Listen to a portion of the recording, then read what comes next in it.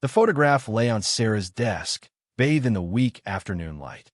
It was a square of faded glory, a snapshot snatched from a time long gone.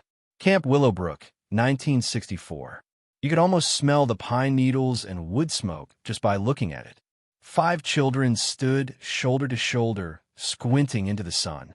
Their clothes were a patchwork of summer camp staples: striped t-shirts, denim shorts, and well-worn sneakers. The girls sported ponytails and bangs, while the boys had neatly combed hair, typical of the era. The backdrop was classic summer camp: a weathered wooden cabin, a flagpole standing tall against a clear blue sky, and a scattering of pine trees. It was the kind of scene that evoked nostalgia, even if you hadn't been there. It spoke of simpler times, of campfire songs and ghost stories, of friendships forged in the heat of summer. But there was something amiss, a discordant note in this otherwise harmonious image. Sarah had stumbled upon the photo while sifting through a box of donated materials at the local historical society. A seemingly innocuous image, until she cross-referenced it with the camp's registration records. That's when she discovered the anomaly, the unsettling detail that transformed a charming relic into a perplexing mystery. The records listed only 4 campers for that week. Sarah leaned closer to the photograph, her brow furrowed. The smiling child in the center seemed to radiate a joy that was almost palpable. The other children were smiling too, of course, but this child's grin was different, wider, more genuine. It was the kind of smile that could light up a room. This child, a girl, had bright, sparkling eyes and a cascade of auburn hair that framed her face. A simple floral print dress adorned her small frame, slightly cleaner than the other children's clothes. There was a gap between her 2 front teeth, a charming imperfection that only added to her endearing quality. She held herself with a certain confidence, a quiet assurance that belied her age. While the other children were positioned casually, almost haphazardly, this girl stood tall and centered. It was as if she instinctively knew she was the focal point of the picture. Her smile seemed to draw the viewer in, inviting them to share in her happiness. It was a captivating image, a portrait of pure, unadulterated joy. But it was also a puzzle, a question mark hanging over the entire scene. Who was this child, and why wasn't she on the camp's official roster? The mystery deepened with every passing moment, fueled by the infectious smile of the unknown girl. The discrepancy gnawed at Sarah. She spread the camp's registration ledger across her desk, the brittle pages crackling with age. 4 names, neatly typed in a precise, mid-century font: Michael Davies, Emily Carter, Robert Johnson, and Susan Miller. Each entry included their address, age, and emergency contact information. Standard procedure. Nothing out of the ordinary. But no 5th name. No mention of the auburn-haired girl with the gap-toothed smile. Sarah checked and rechecked, scanning the ledger for any irregularities, any possible explanations. Perhaps there had been a last-minute cancellation, and the girl had been a late addition, somehow overlooked in the paperwork. Or maybe she was a visitor, a friend, or relative of one of the registered campers. Sarah dismissed the visitor theory almost immediately. The girl's clothes, while clean, were clearly the kind of play clothes a camper would wear, not the dress-up attire of a guest. And the way she stood with the other children, so comfortable and at ease, suggested a familiarity that went beyond a casual acquaintance. No, this girl belonged at Camp Willowbrook, at least for that day in 1964. And yet, the official records stubbornly refused to acknowledge her existence. The mystery deepened, a locked door with no apparent key. Sarah knew she had to find out who this forgotten camper was. Sarah was the kind of person who thrived on mysteries. A lifelong resident of the small town of Havenwood, she had dedicated her life to preserving its history. She wasn't a detective or an archaeologist, but she possessed a keen eye for detail and an insatiable curiosity. The local historical society was her domain, a treasure trove of forgotten artifacts and untold stories. She knew Havenwood like the back of her hand. Every old house, every dusty street corner held a piece of the town's past, waiting to be unearthed. Sarah saw herself as a caretaker of these memories, a guardian of the town's collective identity. The mystery of the missing camper was precisely the kind of puzzle that sparked her imagination. It was a thread from the past, dangling precariously, waiting to be woven back into the fabric of Havenwood's history. She felt a sense of responsibility to uncover the truth, not just for herself, but for the town, for the forgotten girl in the photograph. She pushed back from her desk, a determined glint in her eyes. It was time to start digging. Her first step, to learn everything she could about Camp Willowbrook. The Havenwood Historical Society's archives were Sarah's happy place. Rows upon rows of neatly labeled boxes lined the walls, each containing a piece of the town's rich history. Old newspapers, diaries, letters, photographs, they were all there, waiting to be rediscovered. Sarah started with the obvious, Camp Willowbrook. She knew the camp had closed down sometime in the late 1970s, a victim of changing times and dwindling enrollment. But she didn't know much beyond that. She pulled out a box labeled Camp Willowbrook, General Information, and began to sift through its contents. Old brochures painted a picture of a rustic paradise, a place where children could escape the pressures of modern life and reconnect with nature. Activities included swimming, hiking, arts and crafts, and campfire sing-alongs. The founders, a couple named Mr. and Mrs. Hawthorne, were described as dedicated educators who believed in the power of summer camp to shape young lives. Sarah found newspaper clippings announcing the camp's opening in 1950 and its subsequent success over the years. There were photos of campers participating in various activities, their faces filled with joy and enthusiasm. But nowhere, in any of these materials, did she find any mention of a mysterious fifth camper. The search had just begun, and Sarah knew it would be a long and winding road. The next phase of Sarah's investigation involved tracking down former campers and staff members. It was a task that required patience and persistence, but Sarah was undeterred. She started by compiling a list of names from old camp newsletters and alumni lists. Many were deceased, but a surprising number were still living in or around Havenwood. Her first call was to Emily Carter, one of the 4 registered campers from the 1964 session. Emily, now a grandmother with a warm, gentle voice, was delighted to reminisce about her time at Camp Willowbrook.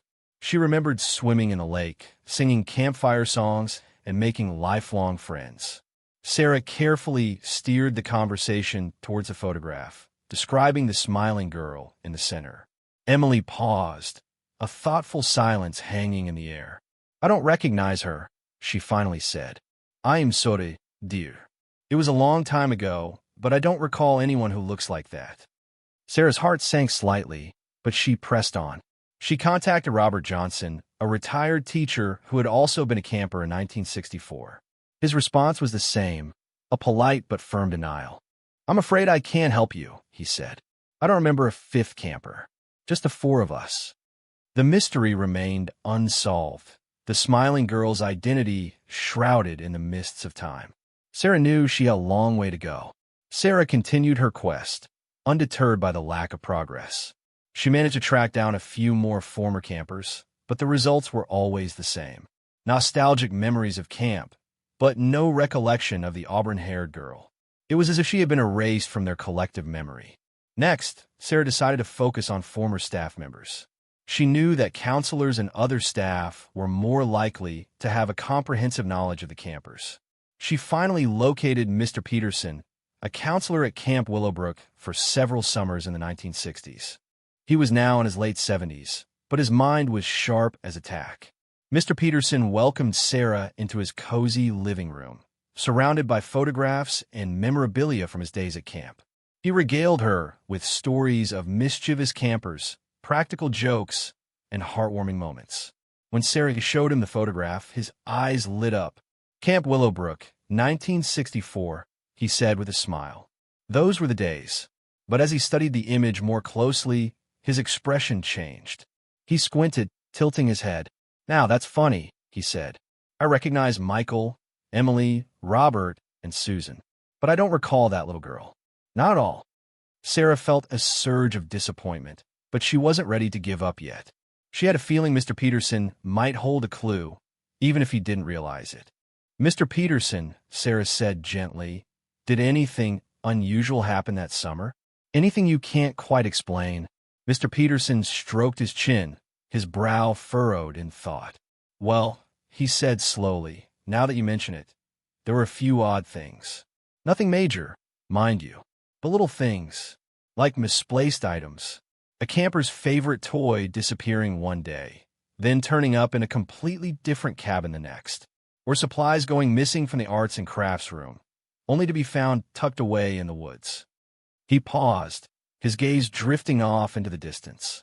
"And then there were the noises," he continued, his voice barely a whisper. "Strange rustling sounds in the middle of the night. Footsteps outside the cabins when everyone was supposed to be asleep. We always chalked it up to animals, of course. But sometimes it sounded like children." Sarah's heart skipped a beat. "Children?" she asked, her voice barely audible. "Yes," Mr. Peterson replied, "like whispers and giggles. Faint, like they were coming from far away. We never could figure it out.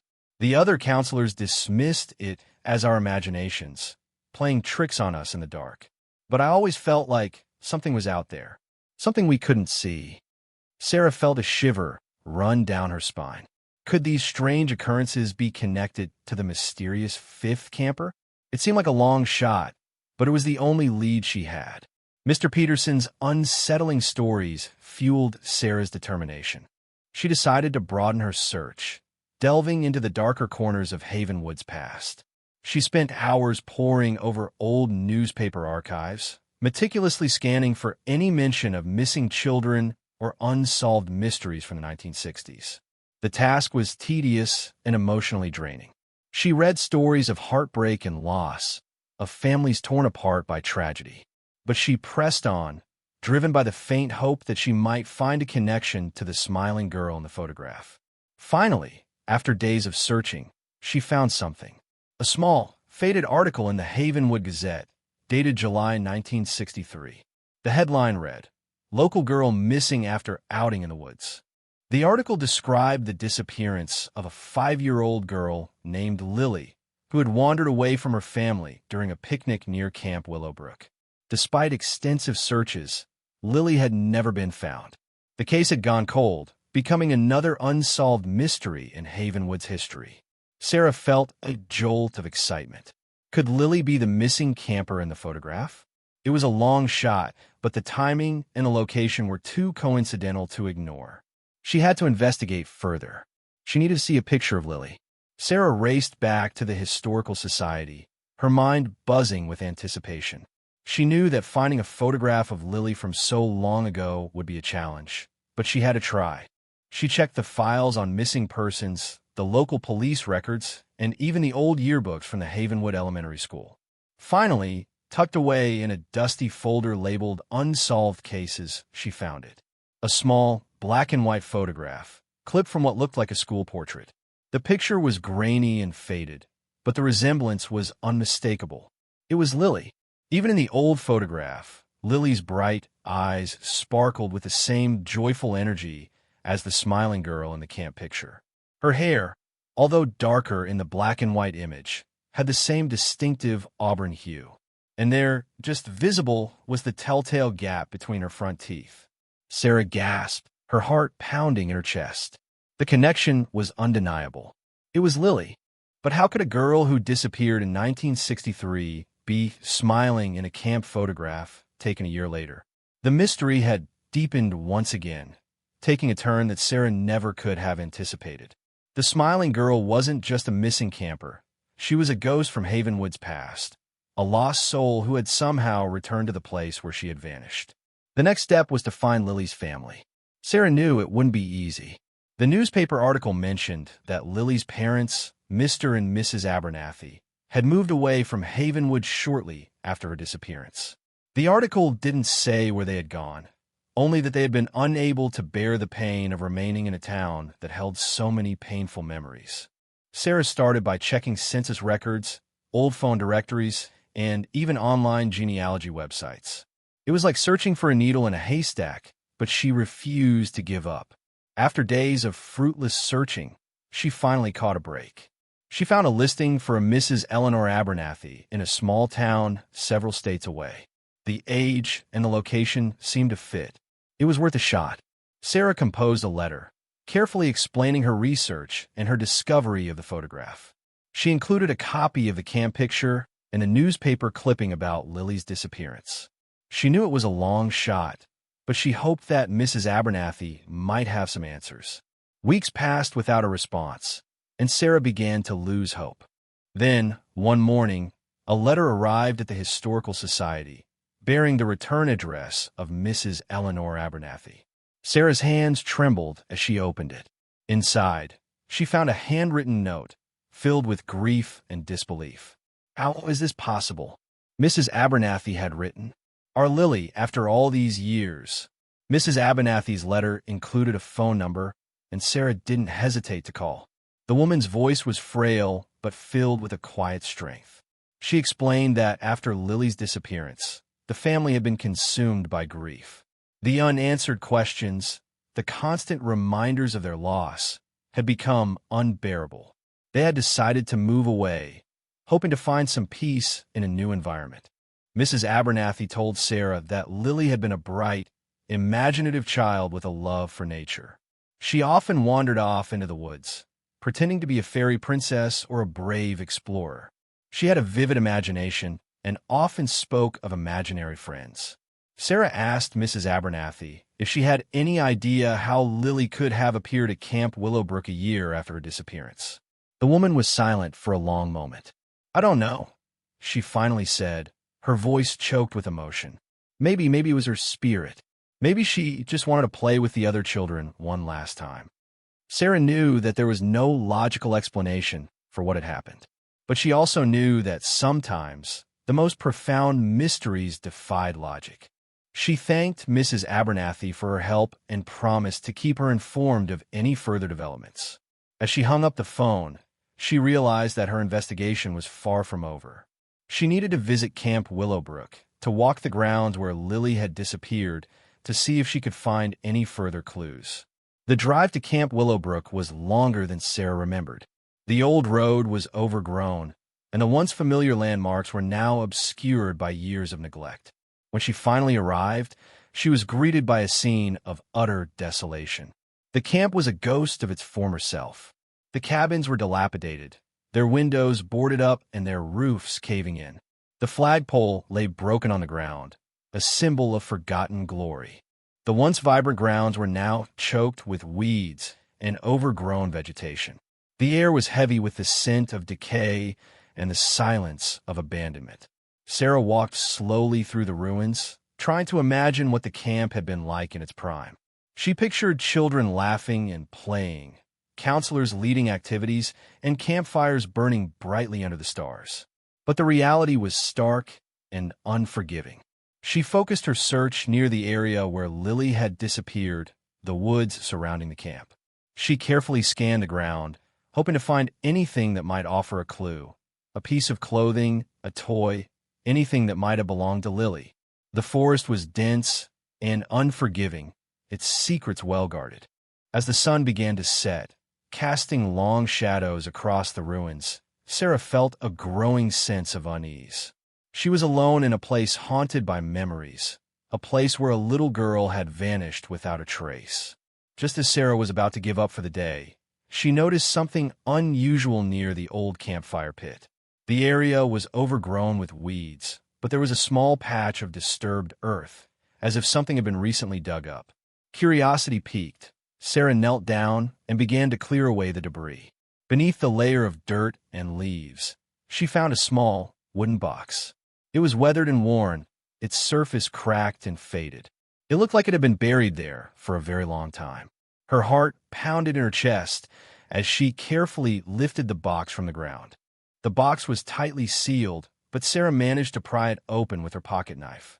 Inside, she found two items: a small, handmade doll and a folded piece of paper.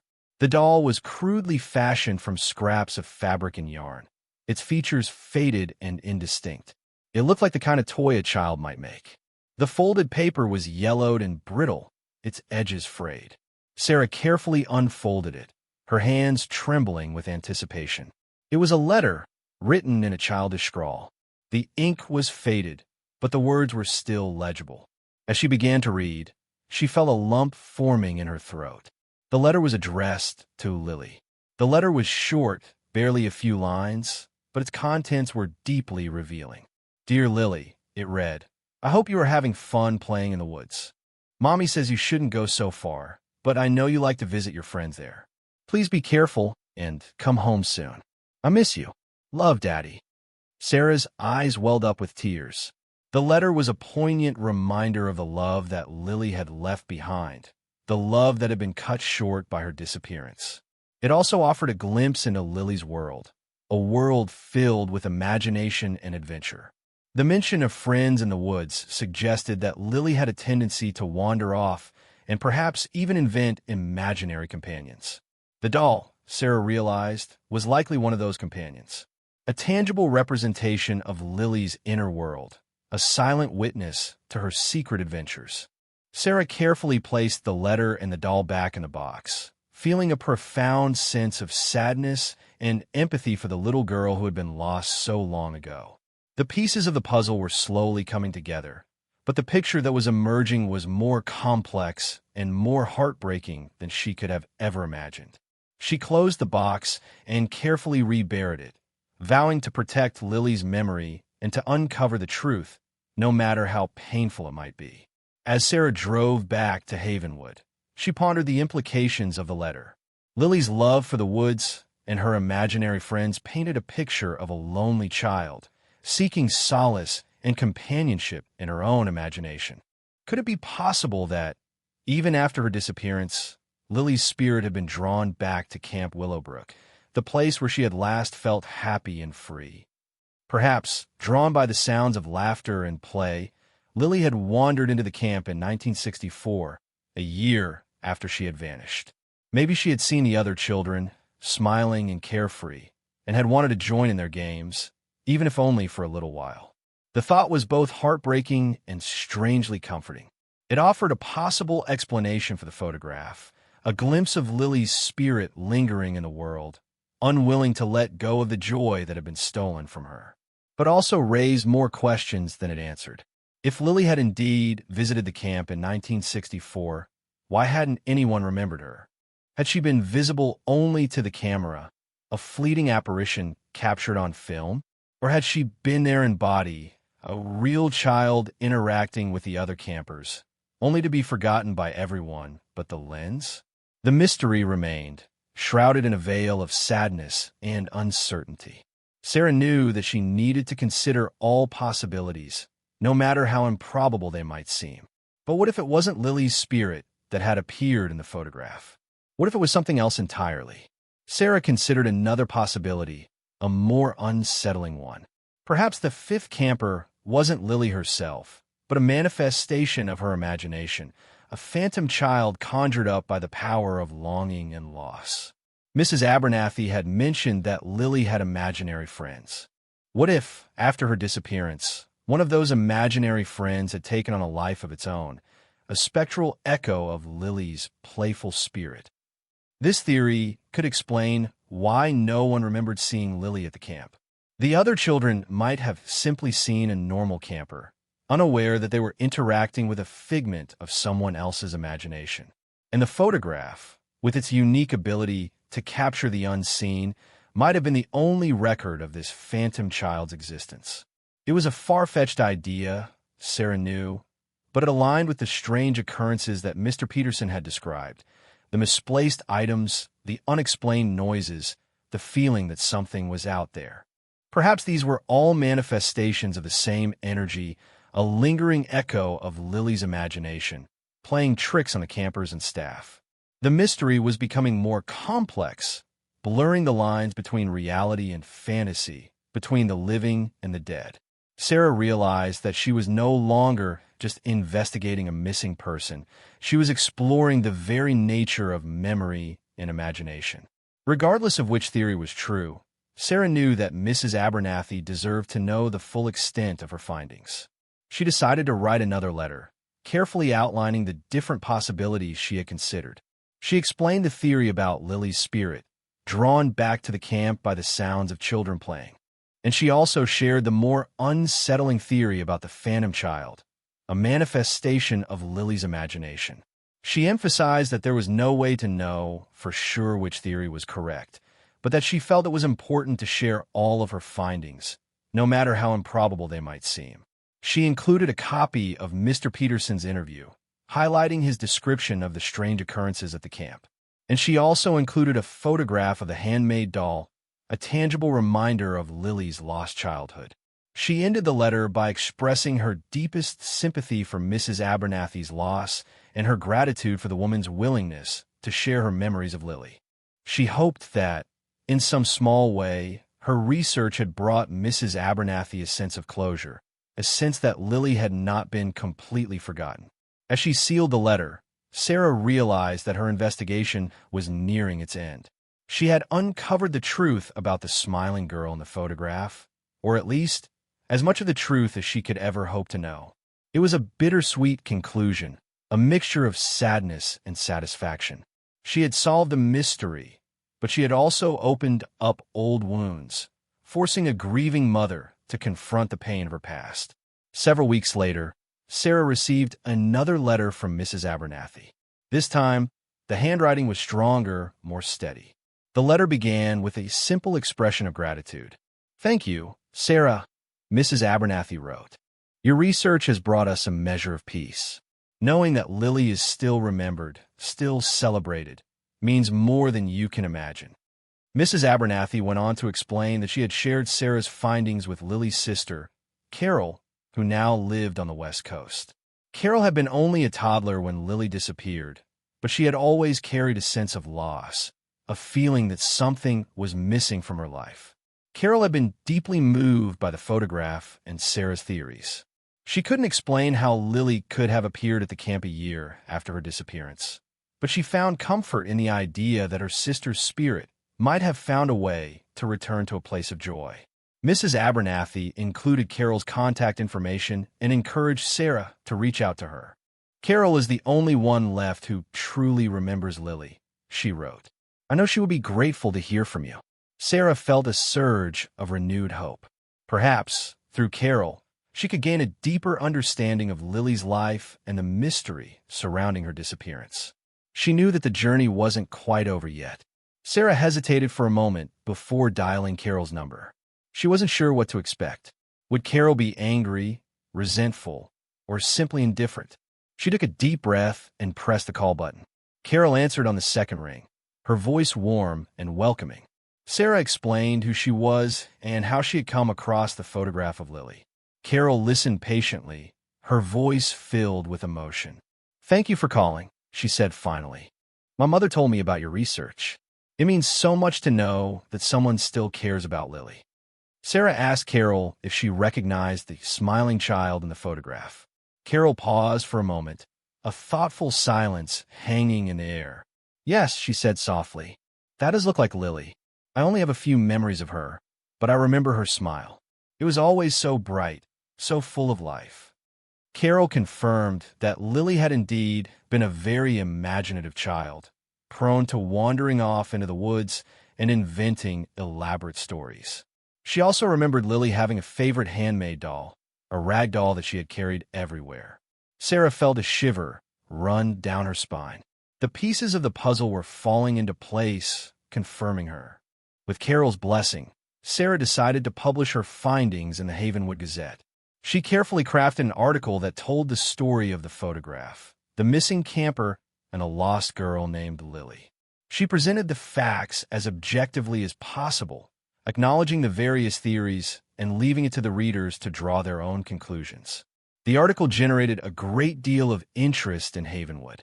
People were fascinated by the mystery, and many shared their own memories of Camp Willowbrook and the legend of Lily. The photograph of the 5 smiling children, with the mysterious fifth camper in the center, became a local icon, a reminder of a lost child and the power of memory. Lily's story brought a sense of closure to Havenwood, a town that had long been haunted by her disappearance. The unanswered questions remained, but the photograph had given Lily a face, a voice, and a place in the town's collective memory. For Lily's family, the photograph offered a measure of peace. They knew that Lily had not been forgotten, that her spirit, or at least her memory, lived on in the hearts of the people of Havenwood. And for Sarah, the investigation had been a profound and transformative experience. She had not only solved a mystery, she had also touched the lives of so many people, bringing healing and closure to a community that had long been in pain. The photograph, she realized, was more than just a relic of the past. It was a testament to the enduring power of hope, memory, and the human spirit.